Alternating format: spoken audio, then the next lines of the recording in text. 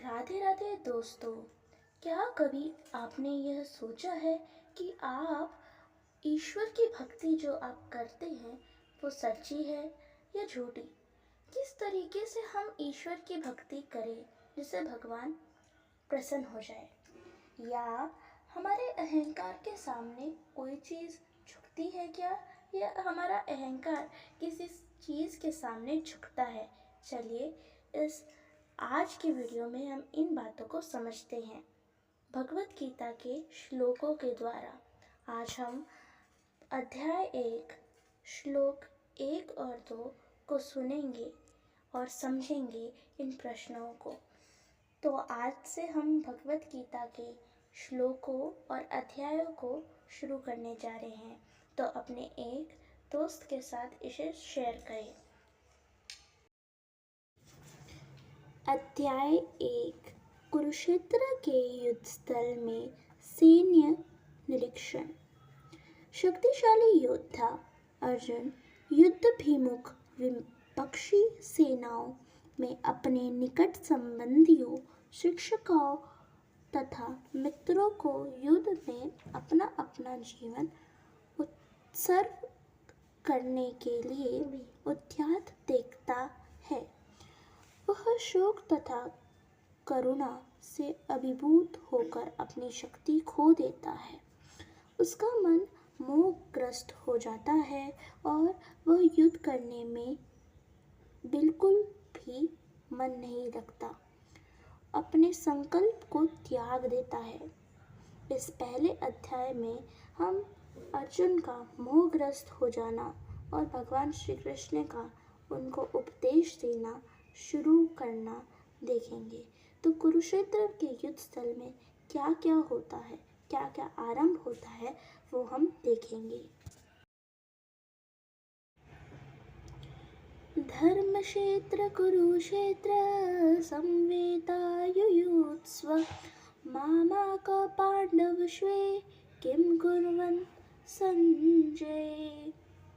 ये धृतराष्ट्र कहते हैं। धृतराष्ट्र ने कहा, हे संजय, धर्मभूमि कुरुक्षेत्र के युद्ध की इच्छा से एकत्र हुए मेरे तथा पांडु के पुत्र ने क्या किया? भगवत गीता एक बहुपठित आस्तिक विज्ञान है जो गीता महात्म्य के सार रूप में दिया हुआ है। इससे यह उल्लेख है कि मनुष्य को चाहिए कि वह श्री कृष्ण के भक्त की सहायता से संवीक्षण करते हुए भगवत गीता का अध्ययन करें और स्वार्थ प्रेरित व्याख्याओं के बिना उसे समझने का प्रयास करें। अर्जुन ने जिस प्रकार से साक्षात भगवान श्री कृष्ण से गीता सुनी और उसका उपदेश ग्रहण किया, इसी प्रकार इसकी स्पष्ट अनुभूति का उदाहरण भागवत गीता में है। यदि उसी गुरु परंपरा से निजी स्वार्थ से प्रेरित हुए बिना किसी को भागवत गीता समझने का सौभाग्य प्राप्त होता है, तो वह समस्त वैदिक ज्ञान तथा विश्व के समस्त शास्त्रों के अध्ययन को पीछे छोड़ देता है। पाठक को भगवत गीता में न केवल अन्य शास्त्रों की सारी बातें मिलेगी, अपितु ऐसी बातें भी मिलेगी जो अन्यत्र कहीं उपलब्ध नहीं है।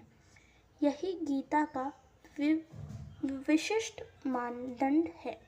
स्वयं भगवान श्री कृष्ण द्वारा साक्षात उच्चारित होने के कारण यह पूर्ण आस्तिक विज्ञान है। महाभारत के वर्णित धृतराष्ट्र तथा संजय की वार्ताएं इस महान दर्शन के मूल्य सिद्धांत का कार्य करते हैं। माना जाता है कि इस दर्शन की प्रस्तुति कुरुक्षेत्र के युद्ध स्थल में हुई, जो वैदिक योग से प्रेरित तीर्थ स्थल रहा है। इसका प्रवचन भगवान द्वारा मानव जाति के पथ प्रदर्शन हेतु तब किया गया जब वे इस लोक में स्वयं उपस्थित थे। धर्मक्षेत्र शब्द सार्थक है, क्योंकि कुरुक्षेत्र में युद्ध स्थल में अर्जुन के पक्ष में भगवान श्री कृष्ण हैं। कौरव का पिता धृतराष्ट्र अपने पुत्रों की विजय को अत्यंत ही दुखी स्वभाव में देख रहा था, अतः इसी संदेह के कारण उसने अपने अस्त्रशील से पूछा। उन्होंने क्या किया? यह आश्वस्त था कि उसके पुत्र तथा उसके छोटे भाई पांडु के पुत्र कुरुक्षेत्र की युद्ध भूमि में निर्णयात्मक संग्राम के लिए एकत्र हुए हैं। फिर भी उसकी जिज्ञासा सार्थक है। वह नहीं जानता था कि भाइयों की में कोई समझौता हो, अतः वह युद्ध भूमि में अपने पुत्रों का नियंत्रण या भाग्य के विषय में आश्वस्त होना चाह रहा था। चूंकि इस युद्ध को कुरुक्षेत्र में लड़ा जाना था, जिसका उल्लेख वेदों के स्वर्गों के निवासियों के लिए भी तीर्थ स्थल के रूप में हुआ है, तदअतः धृतराष्ट्र अत्यंत भयभीत था कि इस पवित्र स्थल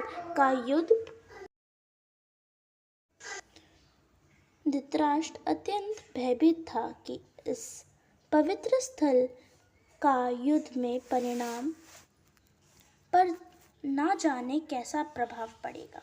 उसे भली भांति ज्ञात था कि इसका प्रभाव अर्जुन तथा पांडु के अन्य पुत्रों का अत्यंत अनुकूल पड़ेगा, क्योंकि स्वभाव में वह सभी पुण्यात्मा थे। संजय श्री व्यास का एक शिष्य था, अतः उनकी कृपा से संजय धृतराष्ट्र के कक्ष में बैठे बैठे कुरुक्षेत्र के युद्ध स्थल का दर्शन कर सकता था। इसलिए धृतराष्ट्र ने उससे युद्ध स्थल की स्थिति के विषय में पूछा। पांडव तथा धृतराष्ट्र के पुत्र दोनों ही एक वंश से संबंधित थे, किंतु यह पर धृतराष्ट्र के वाक्य से उसके मनोभाव प्रकट होते हैं। उसने जानबूझकर अपने पुत्र को कुरु कहा और पांडु के पुत्र को वंश के उत्तराधिकारी विलीन कर दिया। इसी तरह पांडव के पुत्र अर्थात अपने भतीजों के साथ धृतराष्ट्र के विशिष्ट मन स्थिति समझी जा सकती है। जिस प्रकार धान के खेत में अवांछित पौधों को उखाड़ दिया जाता है, उसी प्रकार इस कथा में आरंभ से ही ऐसी आशा की जाती है कि जहाँ धर्म के पिता श्री कृष्ण उपस्थित हो, वहाँ कुरुक्षेत्र रूप खेत में दुर्योधन आदि धृतराष्ट्र के पुत्र रूपी अवांछित पौधों को समूह नष्ट करके युधिष्ठिर आदि अनंत धार्मिक पुरुषों की स्थापना करी जाए।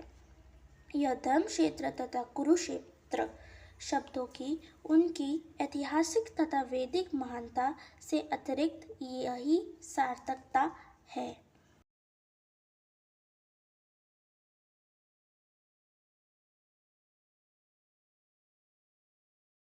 श्लोक 2। संजय कहता है, दृष्टा तो पांडवनिका व्यूढ़ दुर्योधनस्तदा आचार्यमसपू सन्या राजा वचनम ब्रीवीत्र। संजय ने कहा, हे राजन, पांडव पुत्र द्वारा सेना की व्यूह रचना देखकर राजा दुर्योधन अपने गुरु के पास गया है और उसने यह शब्द कहे। धृतराष्ट्र जन्म से अंधा था, दुर्भाग्यवश यह आध्यात्मिक दृष्टि से भी वंचित था। वह यह भी जानता था कि उसी के तरह उसके पुत्र भी धर्म के मामले में अंधे हैं, और उसे विश्वास था कि वह पांडु के साथ कभी भी समझौता नहीं कर पाएंगे, क्योंकि पांचों पांडव जन्म से ही पवित्र थे। फिर भी उसे तीर्थ स्थल के प्रभाव के विषय में संदेह था। इसलिए संजय युद्ध भूमि की स्थिति में विषय में उसके प्रश्न में महत्वतया समझा गया, अतः वह निराश राजा को प्रोत्साहन करना चाह रहा था। उसने उसी विश्वास दिलाया कि उसके पुत्र पवित्र स्थान के प्रभाव में आकर किसी प्रकार का समझौता करने नहीं जा रहे हैं। उसने राजा को बताया कि उसका पुत्र दुर्योधन पांडवों की सेना को देखकर तुरंत अपने सेनापति द्रोणाचार्य को वास्तविक स्थिति से अवगत कराने गया है। यद्यपि दुर्योधन को राजा कहकर संबोधित किया गया है, तो भी स्थिति का गंभीरता के कारण उसे सेनापति के पास जाना पड़ा। अतएव दुर्योधन राजनीतिज्ञ बनने के लिए सर्वथा उपयुक्त था, किंतु जब उसने पांडवों की व्यूहरचना देखी तो उसे उसका यह कूटनीतिक व्यवहार उसके भय को छिपा ना पाया। मेरे को पूरा विश्वास है कि आप लोगों ने अपने प्रश्न का उत्तर ढूंढ ही लिया होगा, जिसके अंदर प्रश्न आपका यह था कि भगवान की भक्ति किस प्रकार की जाए। भगवान की भक्ति निस्वार्थ पूर्ण करनी चाहिए। श्री कृष्ण हर एक इंसान के अंदर है और अहंकार रूपी राक्षस को वह हमेशा किसी न किसी लीला के द्वारा